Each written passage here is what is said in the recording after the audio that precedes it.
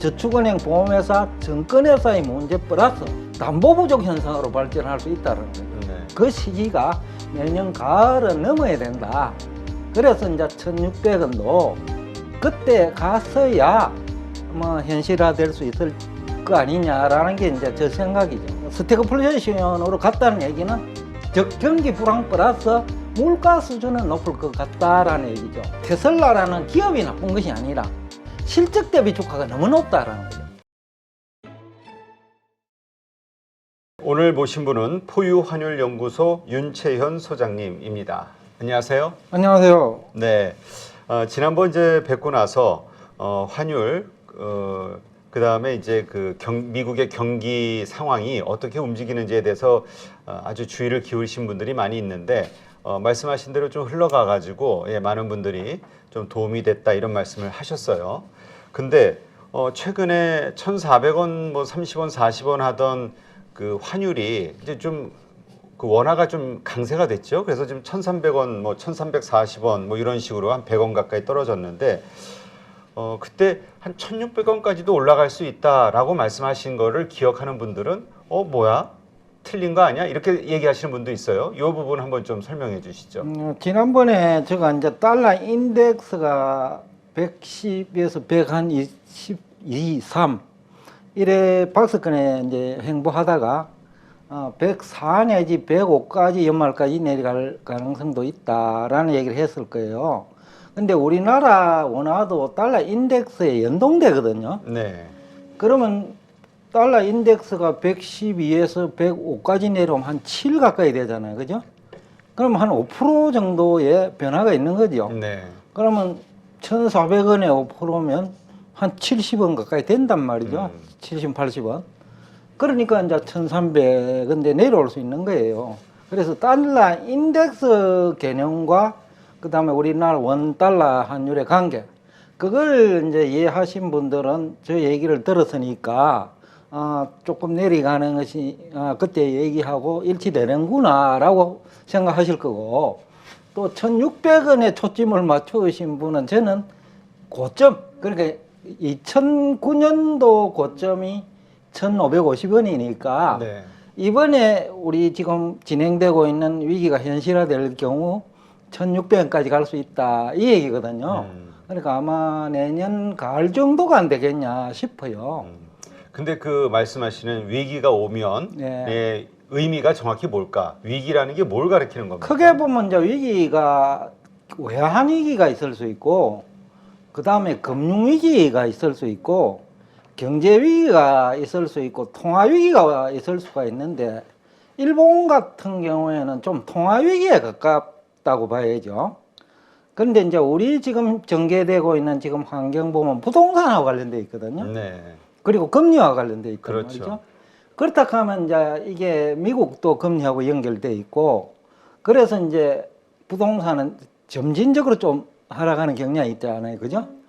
그렇다 하면 이제 내년 가을 내지는 2024년은 돼야 좀 어렵다. 이게 진짜 위기구나.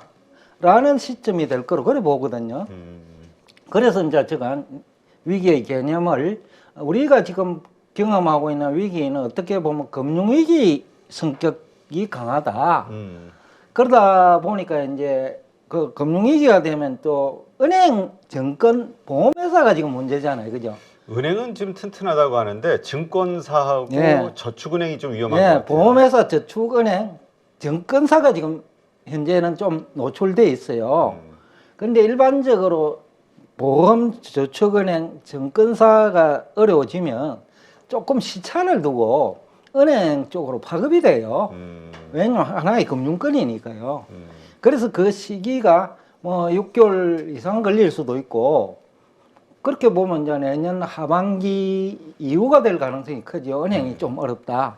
그리고 또 은행도 부동산 담보 대출을 했잖아요. 그죠? 그렇죠. 그런데 이제 부동산 가격이 자꾸 내리면 담보 가치가 떨어진단 말이죠. 근데 지금은 뭐 아직까지도 부동산이 내리는 중이란 말이죠.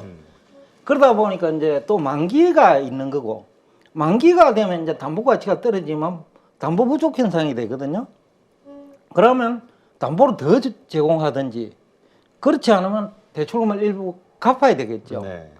그 과정에 이제 집을 파는 사람, 아니면 은행이 강제 집행돼 있을 수 있고, 그렇게 되면 이제 집값 또 더 내리고, 그리고 또 건설회사, 또 주택 거래가 안 일어나면 건설은 더 어려워지고, 네.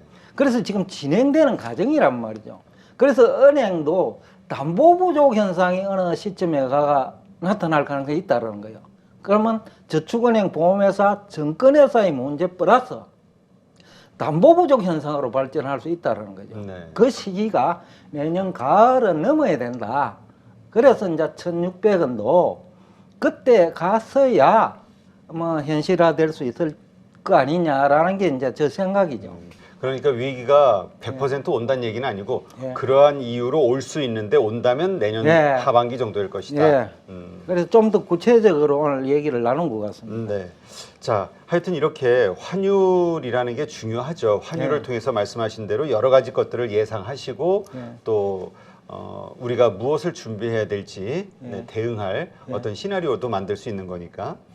근데 이 달러 인덱스, 이 달러의 방향 이게 참 힘들어요. 왜냐하면 전문가분들도 이제 한 우리가 그동안 1,100원대 네.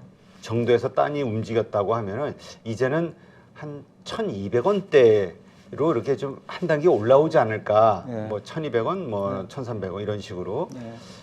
그렇게 보시는 분도 있고 아니야 시간이 지나면서 달러 약세 다시 진행이 네. 돼서 다시 예전 상태로 갈 거야 1,100원대로 네. 이렇게 보시는 분도 있어요. 여하튼 뭐 그건 굉장히 중요한 얘기이면서도 하고 또 하나는 향후 미국 경제 즉 2023년 연말까지 어떻게 될 것인지하고 굉장히 밀접해요. 예를 들어서 9월까지만 하더라도 다들 경기 침체로 봤잖아요. 그렇죠. 미국의 투자은행들 대부분이 그렇게 봤단 말이죠. 그런데 3분기 실적이 나오고 그 다음에 10월은 또 4분기죠. 10월 그 소매 판매 증가액을 이제 그 수치가 나왔단 말이죠. 그러니까 이제 많이 후퇴하고 있어요. 골드만삭스 같은 경우에는 연착륙, 즉 2023년 연말까지 침체는 없다라는 얘기예요. 최근에 가까스로 면한다. 그 얘기를 하고 있고, 그 다음에 JP 모건 같은 경우에는 약한 경기 침체라는 표현을 썼어요. 그 다음에 최근에 뱅크 오브 아메리카는 그 완만한 성장률 둔화, 그리고 월가 전문가들, 주로 뭐 애널리스트 되겠죠. 그분들을 대상으로 설문조사를 하면 80% 이상이 이제는 침체였어. 그럴 때는 90%가 침체라고 했거든요. 최근에는 그 스태그플레이션이라는 용어를 써요. 이 차이 이제 제대로 알아야 돼요. 침체라는 거는 일반적으로 성장률 둔화되고 마이너스죠. 그렇죠. 그리고 고용도 줄고. 그런데 스태그플레이션이란 말은 성장률이 둔화되고 불황 플러스 물가가 높다는 얘기거든요. 그렇죠. 그건 완전히 다른 얘기예요. 그러면 월가의 전문가들도 후퇴한 거예요, 사실은. 침체해서. 스태그플레이션으로 갔다는 얘기는 이제 그 침체는 아닐 것 같다. 그렇지만 성장률 둔화 플러스, 즉 경기 불황 플러스 물가 수준은 높을 것 같다라는 얘기죠. 이건 굉장히 중요해요. 네. 이 차이가.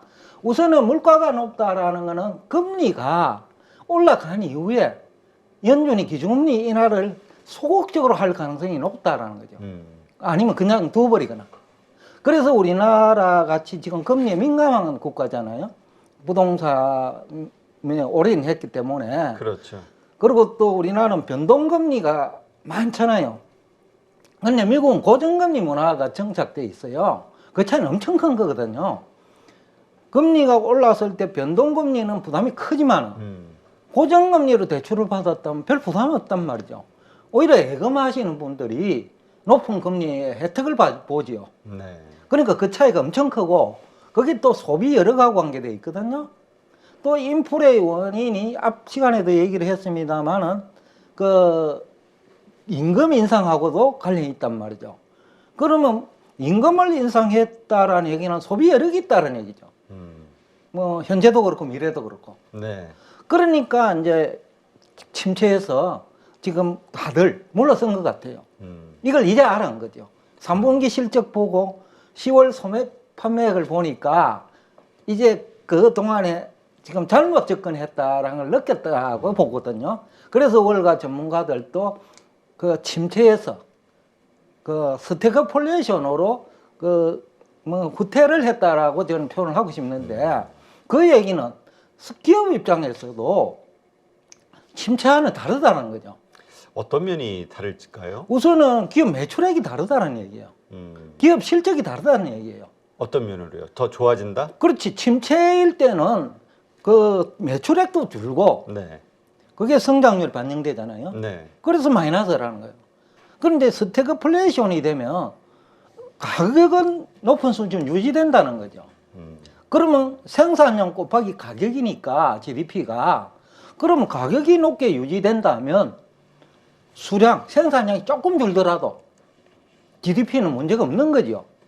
마이너스가 아니라는 얘기죠. 네. 그러면 기업 매출액이 그렇게 9월에 전문가들이 예상했던 것보다 그 흔히들 서프라이즈라는 거죠. 깜짝 실적 네. 내지는 성장률도 깜짝이고 뭐 영업이익도 깜짝 그 실적이 나오는 거죠. 그래서 지난 3분기 뭐 S&P 500기업 그 약 한 500기업이죠. 네. 500개 기업이니까 500이에요. 거기에 한 70% 가까이가 깜짝 실적을 내놨거든요. 그것이 깜짝이란 말이 뭐냐 하면 결국은 경제 전문가들이 너무 비관적으로 봤다라는 거죠. 그러니까 깜짝이라는 용어가 나온 거죠. 그렇다면 지금 말씀하신 대로 소장님, 네. 스태그플레이션, 그러니까 경기 침체가 아니라 오히려 스태그플레이션 성격에 가까운 현상들이 벌어진다는 것은 우리가 대부분 그 올 4분기도 그렇고요. 그 다음에 내년 1분기에 미국 기업 실적, 네. 기업 실적이 상당히 안 좋을 것이다. 예. 그리고 그 이후로 주가는 급락할 것이다라는 시나리오가 있단 말이죠. 예, 예. 이게 전제가 달라지는 거예요. 그렇죠. 완전히 달라지는 거죠. 침체일 때는 매출액 줄고 영업 실적이 준다라는 얘기예요. 네. 그런데 스태그플레이션이라고 하는 거는 불황 속에 물가는 높다라는 거죠. 거기다가 임금이 물가 상승률에 크게 기여를 했기 때문에 그 소비 흐르기 있다라는 거죠. 그러면 기업 매출액하고 연결돼 있고 기업 실적하고 연결돼 있는 거죠. 그렇다면 소장님은 뭐 사실 전체 의견은 아니에요. 지금 네. 월가에서도 네. 그 일부 의견은 스태그플레이션으로 가는 것 같다 말씀하신 네. 그런 방향으로 가고 그래도 대다수는 경기 침체를 얘기한단 말이죠. 예, 예. 그런데 그런 소수 의견에 우리 소장님도 같은 의견이시다. 저는 뭐 지난 3분기부터 일반 전문가들하고 완전히 의견이 달랐죠. 그렇죠. 예전서부터 계속 경기 침체는 없을 것이다 예, 얘기하셨으니까. 8월 27일부터 우리 그 세미나 할 때죠. 그리고 지난달 나올 때가 제가 10월 27일경인데 그때만 하더라도 뭐 10월 소비 실적 이런 건 안 나왔단 말이죠. 성장률도 뭐 그 속보치도 제대로 뭐 긴가민가 할 무렵이고. 네. 근데 제가 그때도 뭐 3분기에 1.5 이상은 나올 거다. 그리고 4분기에도 2% 이상은 나올 거라고 했는데 오히려 제가 그 성장률을 4분기에 높이고 싶어요. 왜냐하면 10월 소매 판매액을 보니 네. 한 달이기는 하지만은 9월 대비 1.3% 정도 나왔거든요. 이거 큰 거예요. 한 달이니까. 네. 거기 12달로 곱하면요. 13% 정도 나오는 거예요. 성장률이. 한 달을 가지고 GDP를 산출하면. 물론 이제 한 달 개념으로는 산출 안 하고 있지만은 대부분 분기별로 하잖아요. 3개월요. 네, 네. 그렇다고 보면 11월과 12월이 소비가 감소만 하지 않더라도 2% 가까이 나오는 거예요. 3분기니까.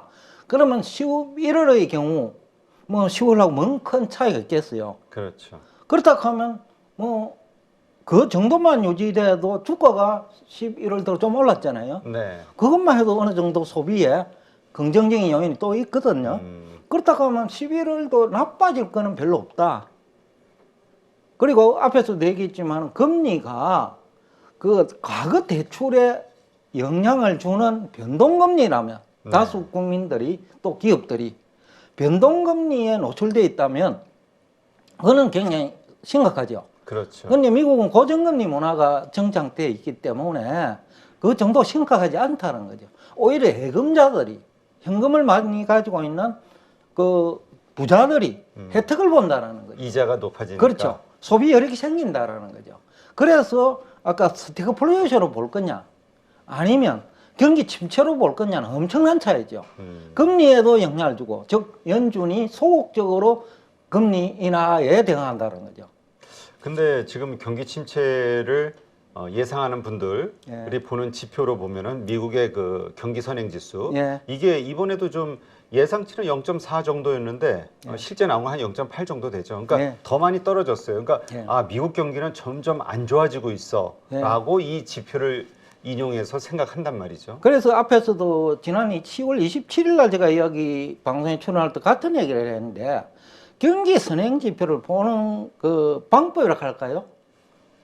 저는 이제 기존에 이제 경제학 교과서, 흔히들 경제 전문가들이 얘기하는 경기 선행 지표, 예를 들어서 뭐 건축 허가 면적, 그 다음에 재고, 그 다음에 금리, 장단기 금리 역전, 이런 것을 가지고 이제 얘기를 하거든요. 네. 저는 그 근본적인 걸 보는 거예요. 그건 지엽적이라는 얘기요.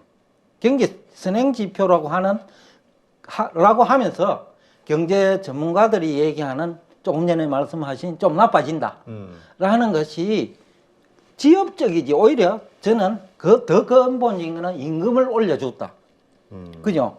올려준 건 사실이니까. 네. 그거는 소비가 지금도 지난해보다 임금이 올라간 것만큼 소비 여력이 있지만은 향후에도 소비 여력이 있다는 거예요. 한번 올려준 임금은 인하되기 어려우니까. 네. 그 다음에 또 하나는 금리가 자꾸 높아지는 것도 변동금리 하에서는 과거 대출은 큰 의미가 없다라는 거죠. 고정금리 네. 국가는. 그러면 금리가 높아질수록 돈 많은 사람은 이자 소득이 증가하는 거죠. 그러니까 보는 시각이 다르다는 거예요, 얘기요. 그 다음에 또 하나는 그 기술주들은 좀 어렵잖아요, 지금, 그죠? 그렇죠. 근데 재미나는 얘기 중에 하나 하고 싶은데 테슬라가 제가 연초부터 가장 부정적으로 본 종목이에요. 아, 어떤 이유로요? 그러니까 테슬라라는 기업이 나쁜 것이 아니라 그 기업의 실적이죠. 실적 대비 주가가 너무 높다라는 거죠. 그래서 PR이 막 400배까지 올라갔단 말이죠. 네. 지금은 이제 한 80배 가까이 떨어졌다라는 거죠. 그러면 실적은 좋아지고 주가가 빠지니까 양쪽으로 개선된 거예요. 예? 그래서 이제 테슬라가 실적 좋아지는 것도 계산을 한 거예요. 그런데 주가가 PR이 400배는 너무 높다. 미국 평균이 뭐 18배, 20배인데. 그렇죠. 그래서 빠져야 된다는 거죠. 그래서 며칠 전에 누군가 전화를 했더라고. 연초에 그렇게 테슬라 부정적으로 보시더니만 이제 그 가격대까지 왔다. 근데 지금 나오는 뉴스 보니까 예. 뭐 런던에 상장이 돼 있나 봐요. 예. 테슬라를 기본 상품으로 한 예. 그 3배 레버리지. 예. 그러니까 지금 싸다. 예. 테슬라 주가는 더 오를 것이다 해가지고 3배짜리 거기에 투자하는 한국인들이 좀 늘고 있다. 이런 예. 얘기가. 뭐 얼마든지 있을 수 있고요. 또 하나는 조금 전에 하고 싶은 말 중에 하나가 뺑기. 지금 테슬라가 전기차는 많이 생산했는데 대부분 전기차죠. 그런데 수리하는 거 있잖아요. 네. 수리하는 거는 시설이 제대로 확정이 안 돼 있어요. 우리 보통 현대차 같은 경우 기아 예. 이것의 자동차 수리를 맡는 현대 모비스 서비스가 있잖아요. 예, 예. 그런데 그게 우리나라는 그렇게 돼 있다고요. 근데 테슬라는 생산에는 치중을 했는데 수리는 쉽게 하면 애프터 서비스에는 소홀히 했단 말이죠. 그걸 누가 가져가느냐 하면 포드가 가져간다고. 아, 재미난, ES를. 재미나잖아요. 생산은 전기차를 테슬라가 많이 하는데 그 수혜자는 쉽게 하면 수리의 수혜자는 포드다라는 거죠. 포드가 이제 역사가 깊다 보니까 네. 그 차주별로 차 소유주별로 반경 13km 10마일 범위 내에 다 있다라는 거예요.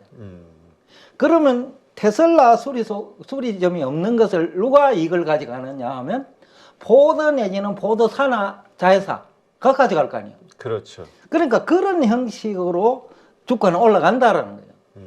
그래서 테슬라라는 주가는 빠질 수 있어.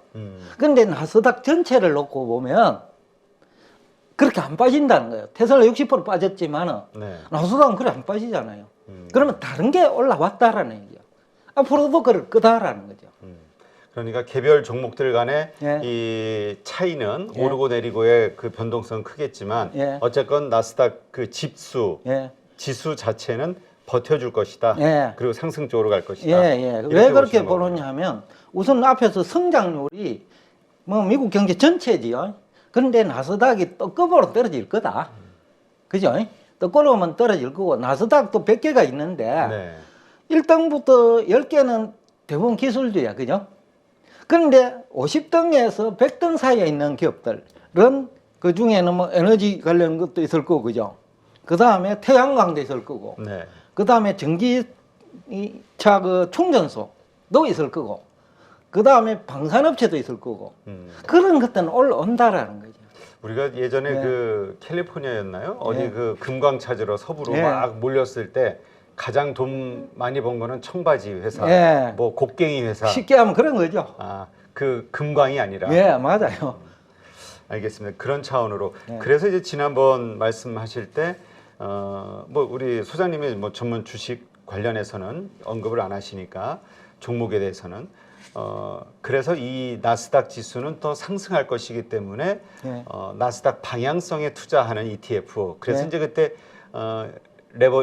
TQQQ 예. 3배짜리 레버리지 예. ETF를 말씀하신 거군요. 예, 예. 그래서 이거 재미나는 게 나스닥 지수는요, 흔히들 나스닥 지수가 성장성이 높은 기업이라고 하잖아요. 그죠? 네. 그런데 이제 100개 기업이란 말이죠. 나스닥 100은. 그런데 100개 기업 중에서 앞에서 제가 한번 얘기를 언급을 했는지 모르는데 테슬라가 5년 전에 100에 안 들어갔단 말이죠. 그렇죠. 그런데 어느 날 혜성처럼 등장해가지고 5 안에 들어간 거예요. 그죠? 그러면 앞으로도 그런 기업이 또 밖에서 들어올 수 있다는 거죠. 그렇죠. 예를 들어서 방산업이 지난 1년 동안 엄청났잖아요. 네. 그러면 거기에 그 이전에는 50등에서 100등 사이에 있다가 지금 20등 안에 들어올 수 있다고 내년이면. 내년도 얼마 안 남았잖아요. 그렇죠. 그러면 내년 초만 되면 뭐 지수 조정할 거고, 그죠? 편입 종목 뺄 거 빼고. 그러면 90등부터 100등에 있던 건 빠져나갈 거고. 그 다음에 100등 밖에 있는 게 또 들어올 거고. 또 50등에서 100등 사이에 있는 게 또 위로 치고 들어올 거고. 그래서 이 지수가 나스닥 기업일수록 흥미롭다라는 거예요. 성장성이 있는 기업이니까. 그래서 그런 뭐 빠지가 주춤하는 회사도 있고 뒤처지는 회사도 있겠으나 또 성장하는 회사도 있기 때문에 예. 그 나스닥 시장 자체의 예. 건전성, 성장성은 계속 유지가 될 유지된다는 거죠. 시장 자체는요.